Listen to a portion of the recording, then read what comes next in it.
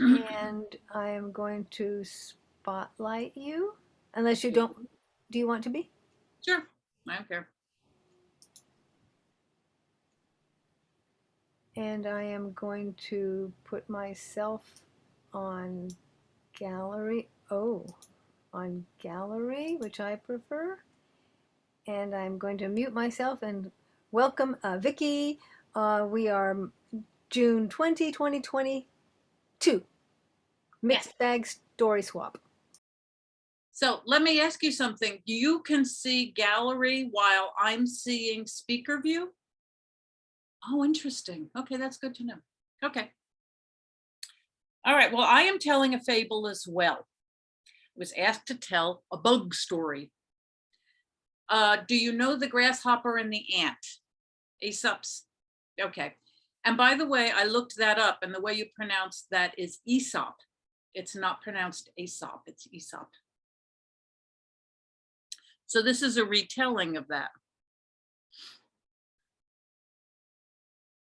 Spring grew impatient and pushed up thin electric green spears of grass through the earth, higher and higher. And there was a grasshopper sitting on a barely warmed rock, playing on his fiddle. He was playing a jig, and it was a wonderful jig.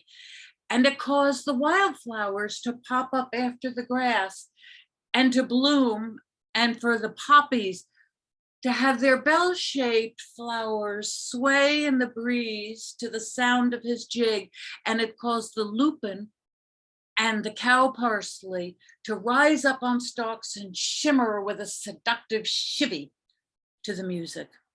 And it caused the winter bare branches to suddenly come out in bright green leaves, and huge white clouds like Spanish galleon ships to set sail across a blue sky, all to be closer to the wonderful music that the grasshopper was playing. And the birds joined in the jig, and the grasshopper played on. Well, somewhere in that waving sea of spring grass were patches that were shivering, shivering, because at the very base were the ants. And the ants were very busy because you see, winter was coming, and they had to get their money together so that they could have everything they want for winter. So they went and they burrowed this way and they burrowed that way, and they drove their little Teslas and they drove their little Porsches, and they were on their devices, and they checked to make sure that they were buying low and selling high. Buy low, sell high. Ooh, cryptocurrency, that's the way to go. Cryptocurrency, Bitcoin. And the more they worked into real estate, I'm going to get real estate. That's going to make me rich, rich, rich, rich, rich, rich, rich. Well, summer came on with a beautiful warmth and a graciousness of a hostess, allowing all creatures to come into the abundance, warmth, and beauty of summer. And the rivulets twirled and swirled and made music of their own. And the grasshopper sat by the bank, and he played a waltz that swayed and swayed so that the willows drooped their branches down and trailed their fingers in the water, and to cause the water striders that were on the still ponds to do their best Fred Astaire moves, and to cause the bullfrogs to sound. And the grasshopper played on, and all the berries blushed pink and then red, and finally a glossy ebony. And the grasshopper played on, and summer grasses reached up even higher, and the fish swirled and swam, and the whole earth seemed to sway to the grasshopper's music. Well, everything was like that except for the leaf litter, which trembled here, trembled there, trembled here, trembled there. That was the ants. They had gotten all their money, and now they needed to get their stuff. And so they were shopping. They had their Amazon Prime, and they had their club cards, and they were gathering things for the winter because winter was coming. And they gathered more things and more stuff and more food. And they gathered up stockpiles and they hoarded. And some of them came up to the grasshopper and pecked at him and said, "Don't you think you should be doing something? Winter's coming." And the grasshopper very graciously put down his fiddle and he looked at them and he said, "I am doing something." And then he went back to playing. And the ants blinked their eyes and went back to hoarding stuff. Well, autumn came, a deep, heavy chill in the shadows, creeping this way and that. The ice of winter sometimes would advance, and then as the sun came up and the grasshopper played, it would retreat, but leave fingers, filigrees of ice, of frost, of silver dust on the grasses.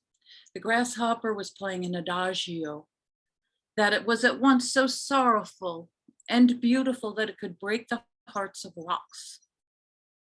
And the grasshopper played on. The ground was hard and the sky was gray. And he played on until the leaves, all the leaves on the trees, put on their brightest colors for him. And they gathered the courage just to let go. And they drifted down to their deaths, swirling, twirling, dancing a final dance to land at the grasshopper's feet, listening to the beautiful adagio that swelled in the air, reflecting back to that gray sky, all summer colors. Well, the ants were busy building their McMansions, and some of them had as many as 15 guest bedrooms, even though they didn't have 15 acquaintances. But they had them, and they had their pool rooms, and they had their stereo areas, and they had everything going for themselves, and they had their Pelotons, and they had their Pradas, and they had everything they could possibly want. For the winter, they were all set. But something was missing. And nobody knew what it was. And so then they got even more frantic and they watched things through their virtual headgear and they watched TV and they had all their play toys. And then finally they started to get crabby and they started to be really mean to each other. "What's the matter with you? You're an idiot. Get away from me. I hate you." And finally they stopped speaking to each other entirely. And that was when, in the silence, they heard the music, the adagio sweeping under their doors, rising up and wrapping them in a warming scarf, softening their hearts. And they began to wonder about the music and they opened the door and they found the grasshopper playing on but shivering violently in the cold.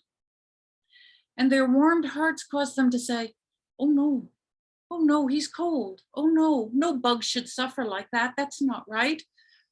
And so they all talked together, being ants, and they came up with a plan. And they all went their scattered ways.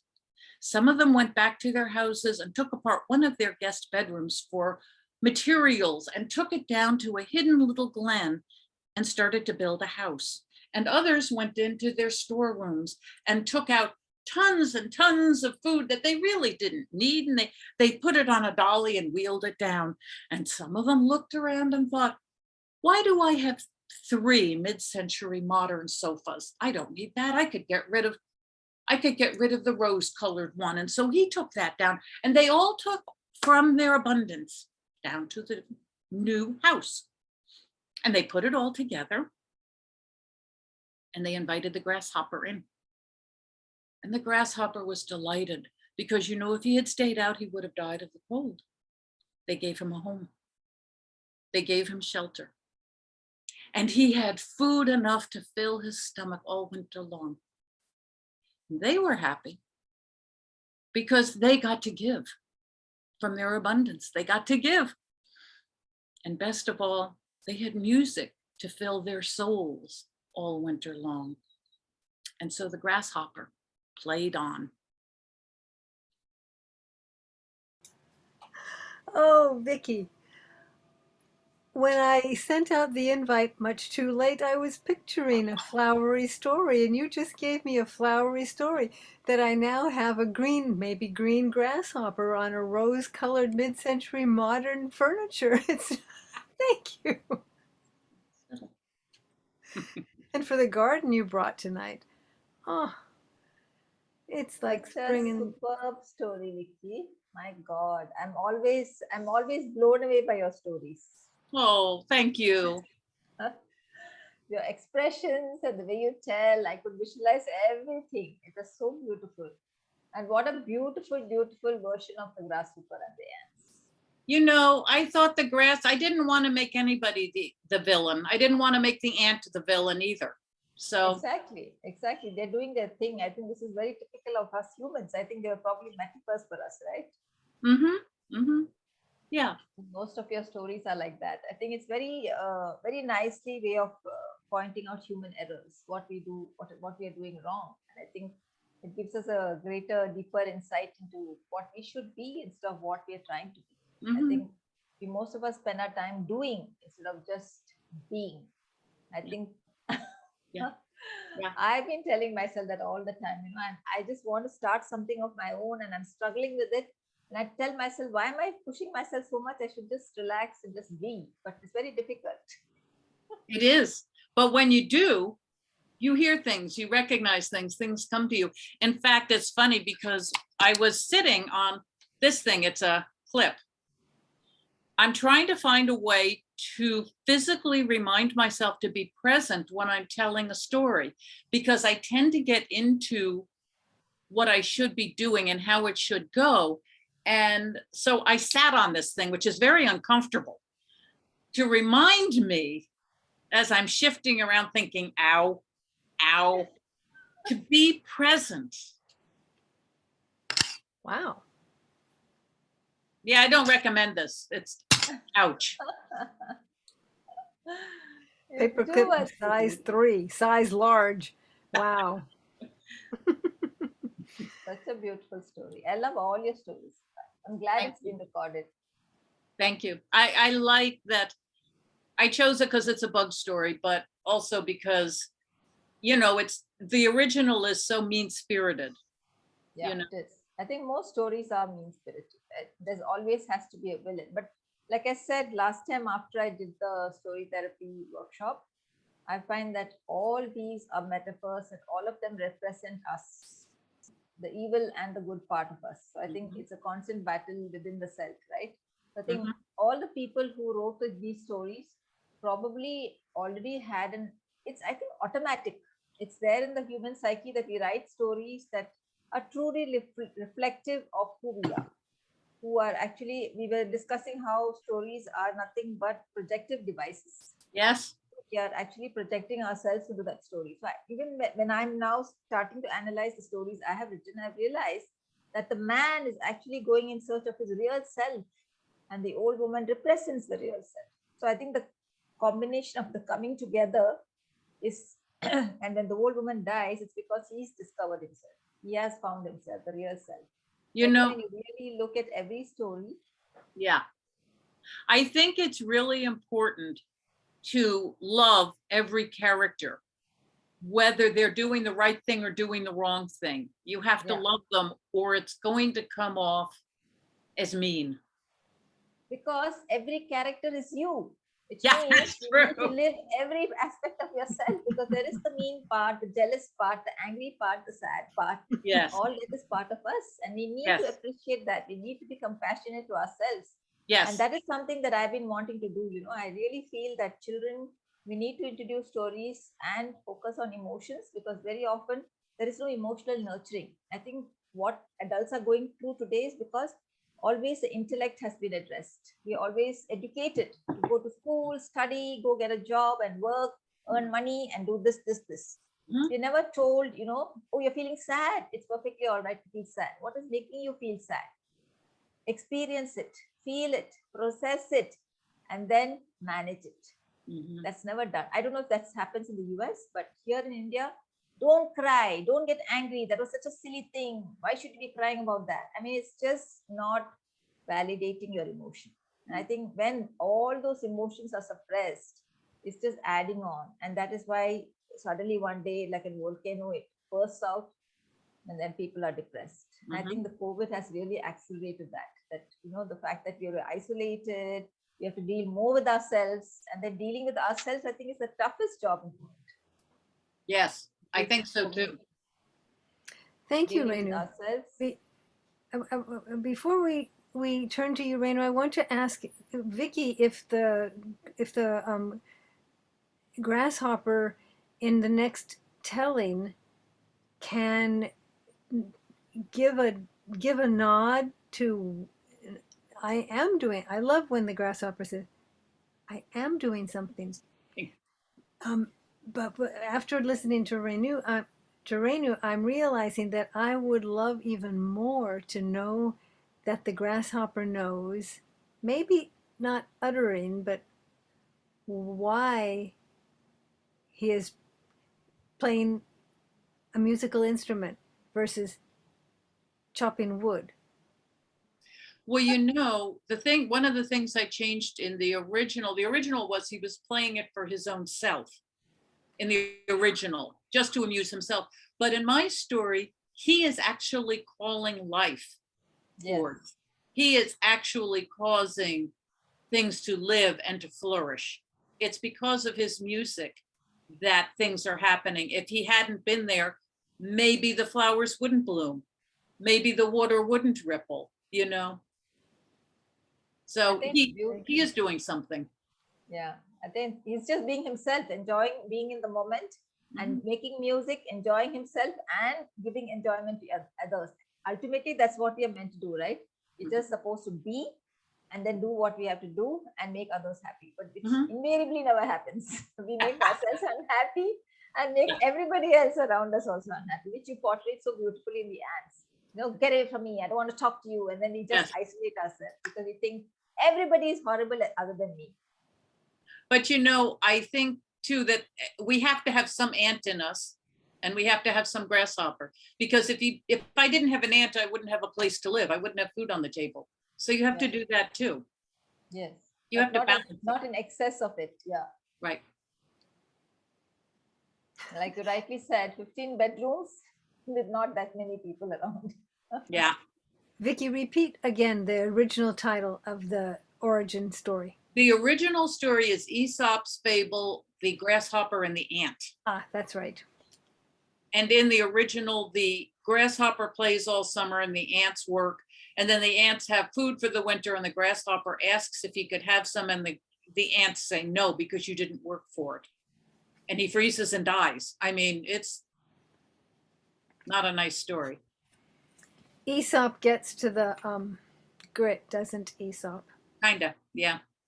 Was Aesop an indentured servant? Have you heard that? Oh, I had heard that. I'm thinking that he was indentured. Or a slave or something, or indentured servant or something. He was a Greek slave who was imprisoned. I think because he wrote these stories, the king pardoned him and let him go. Ah, interesting. He was in prison. And to amuse himself, he started writing these stories. I think The Thirsty Crow, all those stories are written by him. Interesting. Thank you for bringing. I think it would be fun to retell all of his fables with a modern sense, you know, like the sour grapes with the fox, and, you know, retell them with a more compassionate eye. Exactly. Well, in SAC, I think Diane Ferlot has done many. And maybe out in this non-SAC world that Sheila Arnold or somebody I saw during COVID Zoom stories also was telling fables from Aesop. Oh. Okay, good to know. But, you know, that's all good. But I'm very glad for the Vicky version of The Grasshopper and the Ant. Thank you. Renu, are you going to tell a story tonight? Yes, I can. But I think I'll just quickly say a bye to my husband and come back. Give me a minute. Ah. And when you come back, would you like to be recorded? Okay.